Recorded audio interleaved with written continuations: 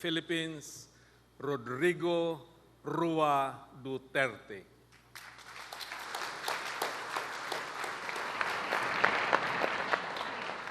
Kindly sit now. Thank you. Salamat po. President Ramos, sir, I'd like you to know that the very first person to go to Davao to make a trip, a very quick one, it's about 3 hours at the Marco Polo Hotel. We were held there for 3 hours, and he said, it is time that Mindanao will have a president. And despite of my own misgivings about money, machinery, and everything, I prevailed because of his inspiration. Salamat po, Mr. President. Excellencies of the Diplomatic Corps, Secretary Sueno, Secretary Defender Renzana of the Defense Department, our new Police Director, Ronald De La Rosa, the members of the Senate, Manny Pacquiao, Risa, nice to see you again. Congressman Batuil, sir, how are you? The Chief of Staff, Ricardo Visaya, and the Major Service Commands of the Armed Forces of the Philippines, former Acting Police Deputy Director, General Francisco Yami Jr., the Chiefs of the National Police, men and women of the Philippine National Police, fellow workers in government, beloved countrymen. There is no riddle in the hiring of persons to hold sensitive positions in government. As I have said, I am a provinciano, and my sphere of influence was limited in the Davao region. For at that time, there was only one Davao, and because, I grew up there. And I studied in Manila. So my crowd was limited to my schoolmates and, of course, my classmates. And then I became a mayor and a congressman, few other people in government already. Now, in selecting the PNP Director General and the sensitive positions of immigration and,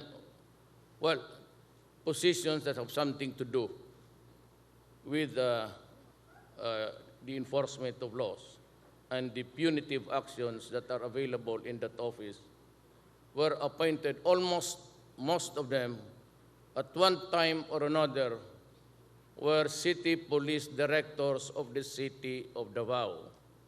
Now, the complaint is that mga kasama ko, mga kainuman, pati kabarkada. Neither of the three. I do not drink with soldiers or policemen. I do not go around with them. I go home early. Although I have the rapport with them, there is always a limitation between a mayor and the police.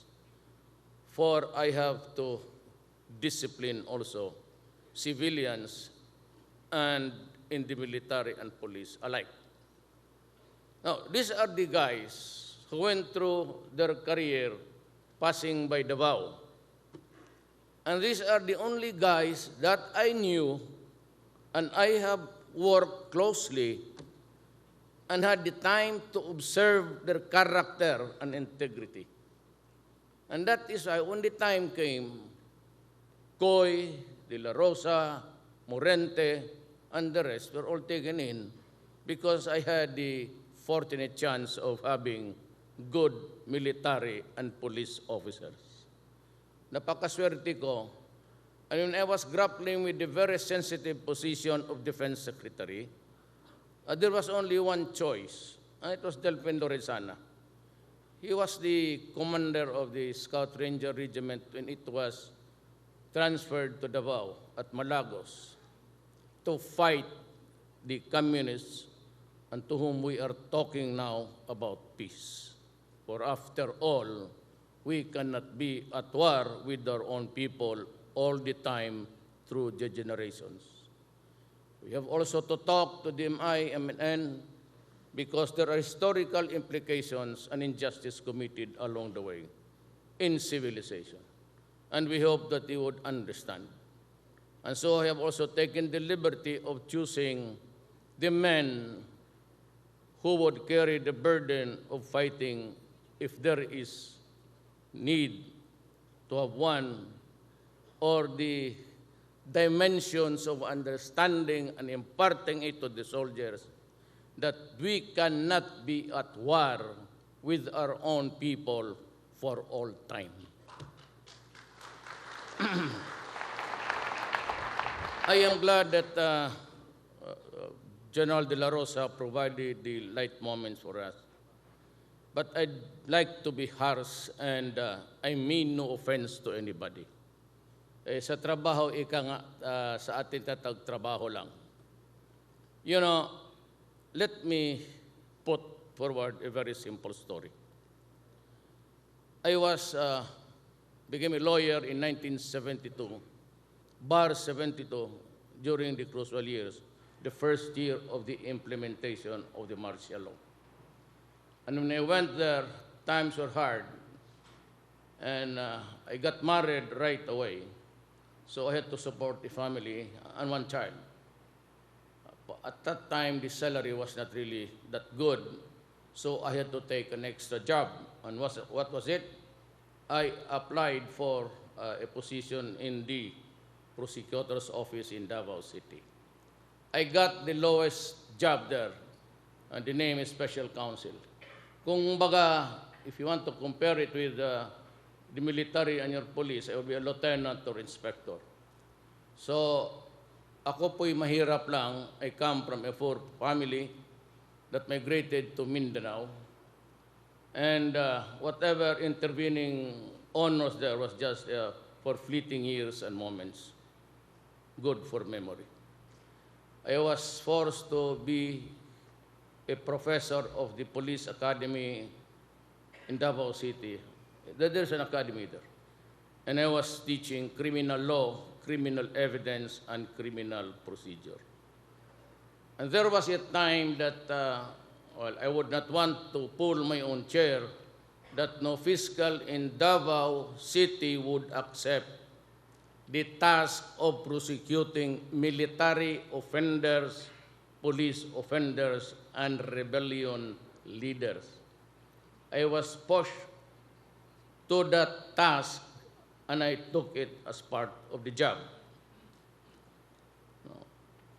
And it been the years, I have investigated all of you.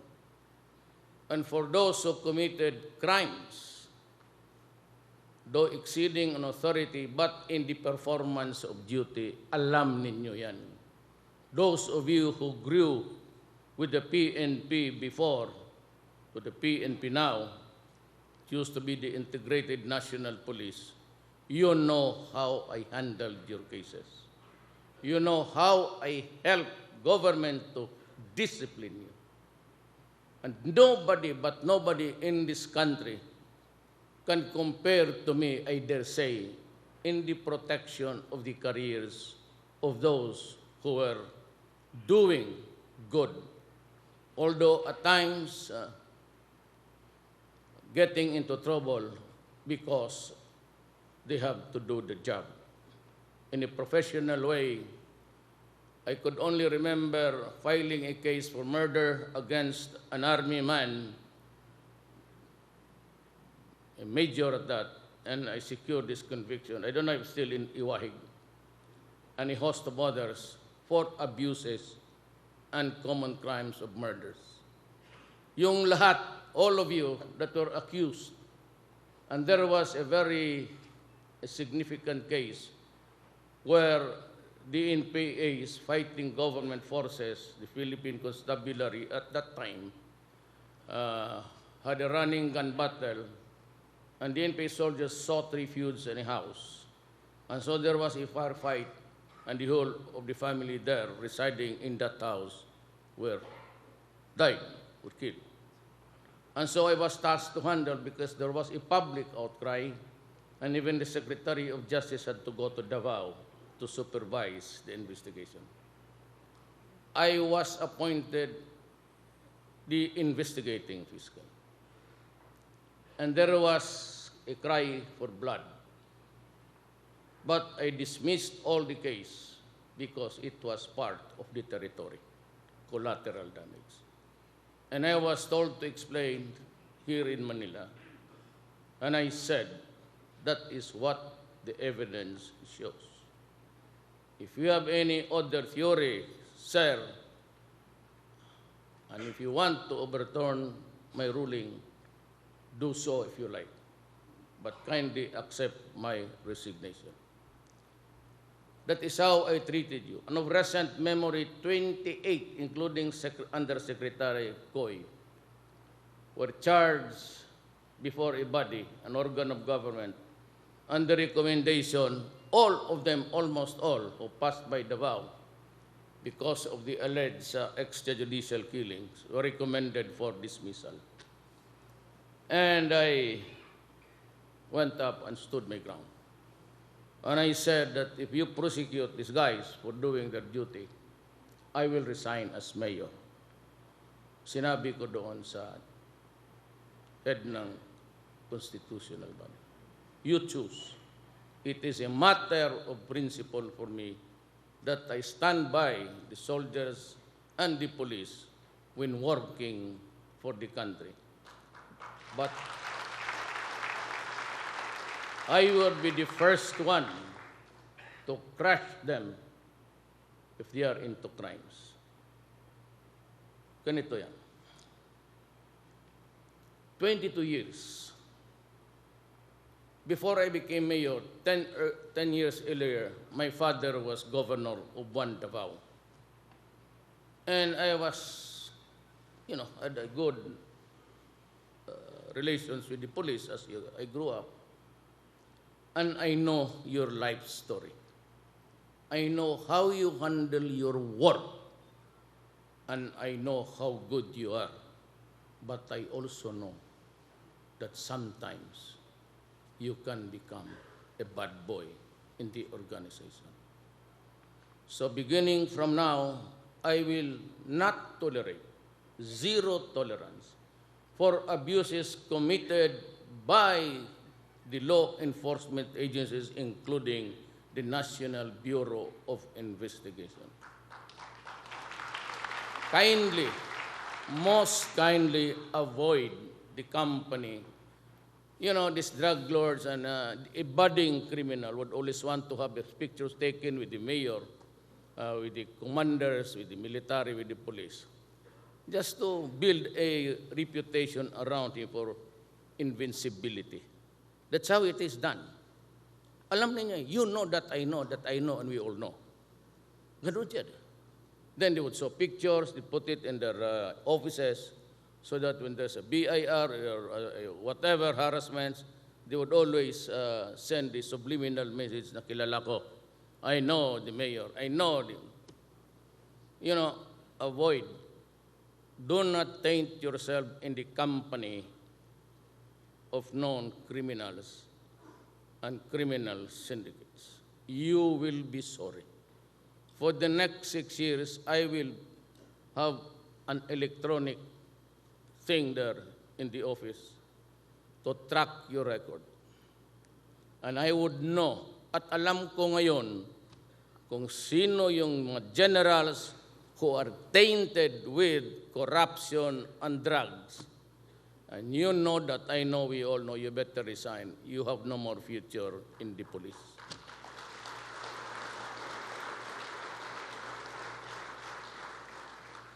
Joke with anybody else, but not me, because I have my orders from President Ramos. Do what is good for the country. And he's the #1 policeman thereabout now. Alam ko kung paano makurap yung gasolina converted into cash. I know how the operations are being castrated up, down the line.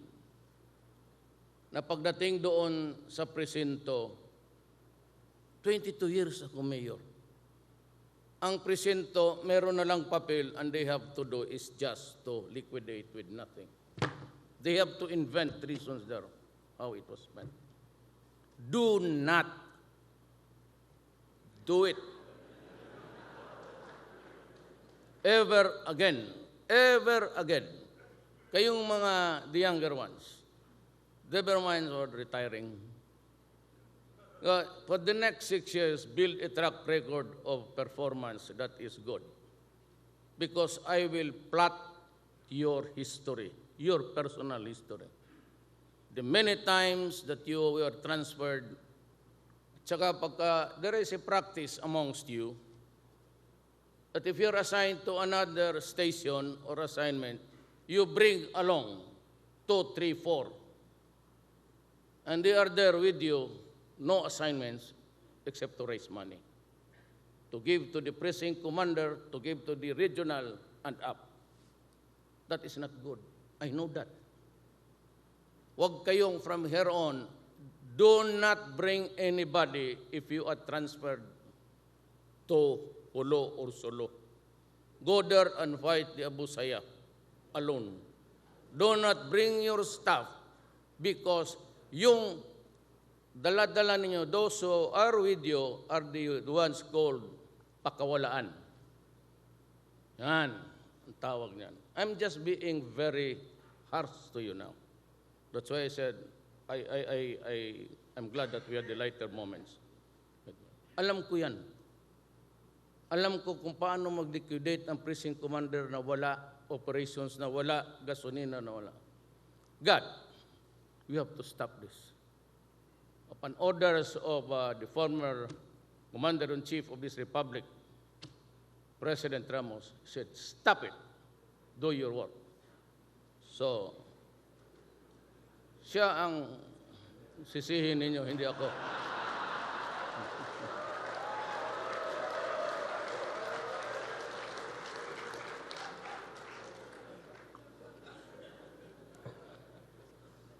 You know, one thing that you should realize, ordinaryong tao lang ako.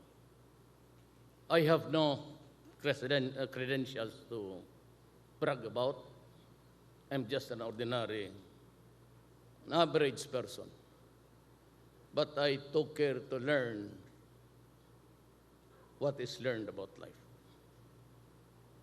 So, magprangkahan na lang tayo dito ngayon.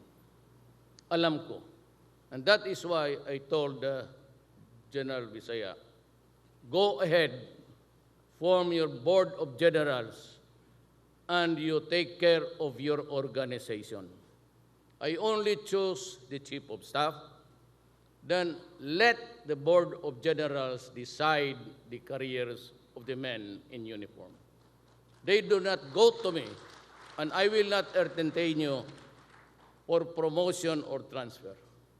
Just like Bato and the rest of you guys there, Morente, Koy, and everyone. I never interfered in the choices of commanders. Sinasabi ko lang, you do your own thing, you assemble a team to help you succeed.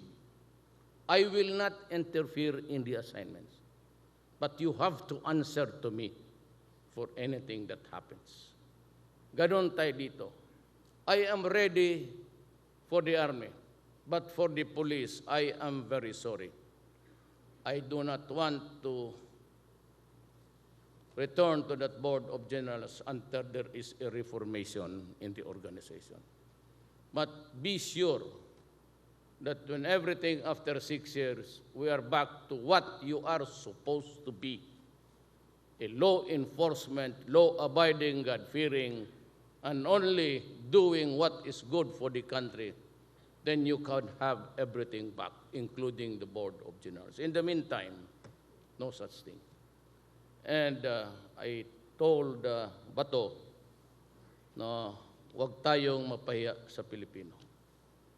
And may I, as a parting words, I will protect you. In all of your undertakings, adventures as a law enforcement guy, I will be there to protect you. I will provide you the funds. I will provide the weapons needed to fight criminality, particularly drugs. We might not be able to stop it on time of the 6 months, but certainly after 6 months and 1 day, matapos na sana lahat. Total, tama yung bayad ko sa inyo. And the election, it was not a campaign slogan that I want your salaries and also the armed forces of the Philippines. If I win, I said, by the grace of God, and indeed, grace was there, na dodoblihin ko yung sweldo niyo. Double your salary. Let me tell you now, I will not run this country with a corrupt police. Mag-aaway tayo diyan. And I do not want to demean you or to take anything from you. But luckily for me, there was this executive order before of President Arroyo raising to the level of a threat of national security the drug problem. So the armed forces must pitch in. You have to help. You have to get rid, because saan ka nakakita dito? Nowhere in this world except in South America. And I'm giving you the box by Ion Cartrell. He has had this history of despair, South America. And I would say that, make a projection that if I do not interdict now the drug problem, 7 years from now or to politics from now, or even 1, it would become a narco-politics like in South America and Mexico. Saan ka makakita? Where do you find a country, a mayor is inaugurated in the morning and in the afternoon she is executed? That will not happen. That will not happen during my watch. I said I will be harsh. But for all about this killing, extrajudicial killing, may I again bring you back to your fundamentals. About the only time that a police officer or any civilian for that matter acting in defense for himself or for a stranger is that you announce your authority or at least the crime or the wrong that the other guy has committed.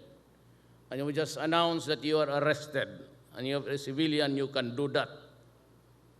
And if you drop your arms, and then you start to overcome the resistance if there is one. And if there is a resistance that would place your life in jeopardy, then by all means shoot, and shoot him dead. That is my order.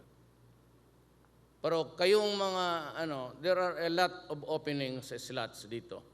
There will be a major revamp. Alam mo kasi, ganito yan. Alam ko yung style ninyo. I'm not addressing this body. I'm addressing the Filipino people. Kayong mga police na scalawags, nagkakakaso kayo. Robbery, kidnapping, bantay kayo kasi titignan ko yung record, bantay ka sa akin. No, I said do not mess up with me. I'm not challenging anybody. But do not ever, take it against me kasi talagang hiritan ko kayo. You commit crimes. Then you are charged. You go AWOL or AWOL dito sa dialect natin. Then you let the years pass, 2, 3 years. I mean, you feel that you can already bargain with the victim, or the victim has died, or the victim has transferred to another residence. You smell around, and then suddenly you surface with your lawyer and say, Your Honor, I have decided to surrender because there is a warrant of arrest against me. And then he is put on bail or detained, a non-bailable offense, kidnapping, murder. So what do? You go to the GRS where you are free to go around even if you are really supposed to be in detention. Tapos palakad-lakad lang kayo. Then when it is calendared, you go to the court and say, Your Honor, I want the trial now. Because I feel that I am innocent, I'm insisting on a trial. So the server goes to serve the summons for the offended party to appear that day. I mean, you know very well that you surrendered because everything is already cleared. So the following hearing, you say, Your Honor, we would like to have the trial now. Now that we are here. And there is no service because the server was paid just to say, it cannot be located or nowhere to be found.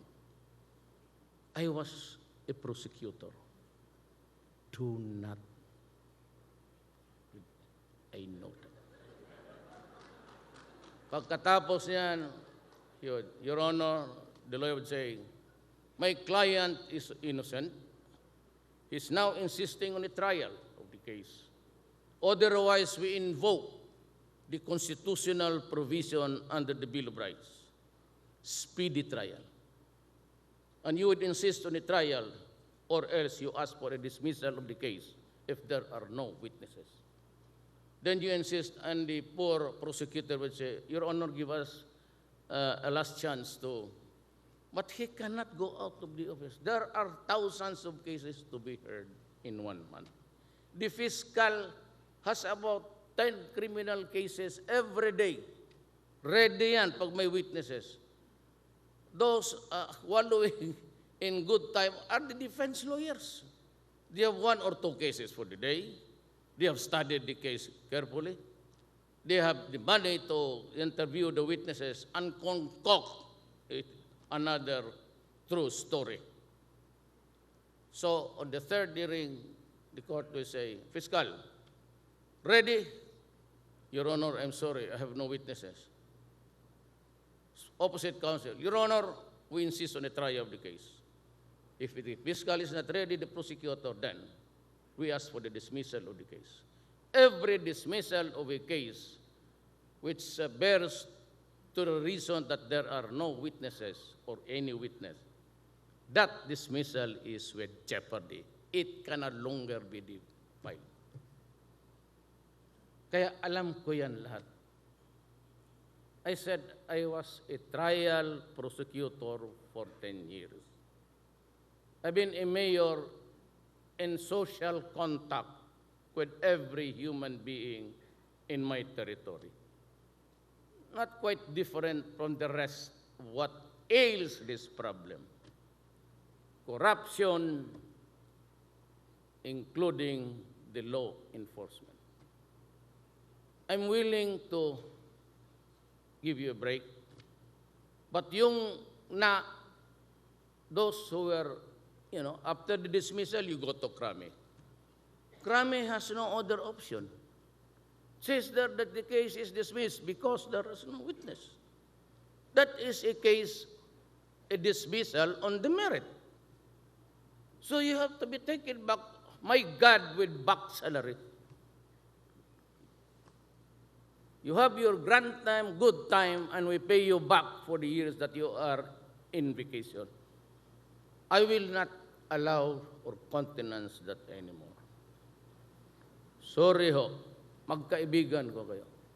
As I have said, you can never find any city mayor in the history of this country who protected his men, his soldiers from harm. Delphine Lorenzana was he knows how I defended, the onslaught of the left. Well, I am a socialist. I belong to the left dimension of the way we think. That is not my fault. I am a son of a poor man. But, more than that, I have this constitutional duty to protect every man to give his due. Iwasan ninyo ang korupsyon ngayon because I will tabulate every record of yours. And those who are scalawags, either you resign because I'm forming now the man that I would assign to sulok What do you want? Compostela? Okay kayo nga, kasi nag-uusap tayo sa, there will be a lessening of violence now, I suppose, because we are talking to the left. But lastly, the only thing why I'm here is that, I was listening to the candidates, and that maybe prompted President Ramos to go to me. Nobody was talking about Mindanao. Nobody was talking about how to craft a strategy of ending the issue of insurrection in Mindanao, how we deal with the Moro brothers, how to correct the injustice, and how to deal with the left. And I had the privilege of just talking to them also because maybe on the same wavelength. I was referring to the Tokatis. And I had also had the misfortunes of being a prosecutor and a mayor. Sa lahat sa amin dito, I am not pulling my own chair. But even during the time I ran for the first time as mayor, I was the only one prepared to deal with the trouble of a social problem which you are facing now. So I do not want to be dictator. And for those who are talking about beyond my term, no second term, God, you just don't know how I would be happy we can accelerate the time. And we have now on the 6th year on the last day. I am going out whether you like it or not. I have no intention of remaining in office beyond. I said, I'm the only candidate, you know that. I had no governor, I had no mayor, I had not, outside of the Davao region, I didn't even have a single barangay captain. But yet I won, because Ramos was there for me. So ganoon lang yan. Kung sinabi niya, you know the ins and outs of the police, you know where the problem is. I tried I was succeeding. Why don't you try and succeed? So I promised the people, nobody was campaigning for me, not even a single mayor, congressman, or in the entire Brent athlete of this country. But I won by a margin of something like 6 million. What was the message? Mas gwapo ako kay Binay, kay Rojas? Mas bright ako kay Grace? None of the above. We were equals before the eyes of the electorate. But I was the only one carrying the message right. Corruption, drugs, and criminality. Economic progress, a levy to the economic minds. And so my advice also to the businessmen, when you invite me, I've stated my qualifications. It's a meager one. I don't flaunt it. So when you go and ask me to talk to you, and if I'm your guest, and I begin to talk about law and order and corruption, that is my territory. Now when there is a failure to expound more about economics, God, my only economics was during the college days. I went back to Davao and retrieved I got 78. So what do you expect of me? Can I become an economic tycoon? Of course not. But can I become a good prosecutor? I am. I've learned the art of everything in the courtroom. Can I become a president? Certainly. What will I do? I'm warning. I will be harsh. I will go to the extreme. Yung nagkakaso kayo na may mga kidnapping, I will review you. And I will like to talk to you in Malacanang, dalawa lang tayo. Utang ina, sabihin mo sa akin kung anong gusto mo.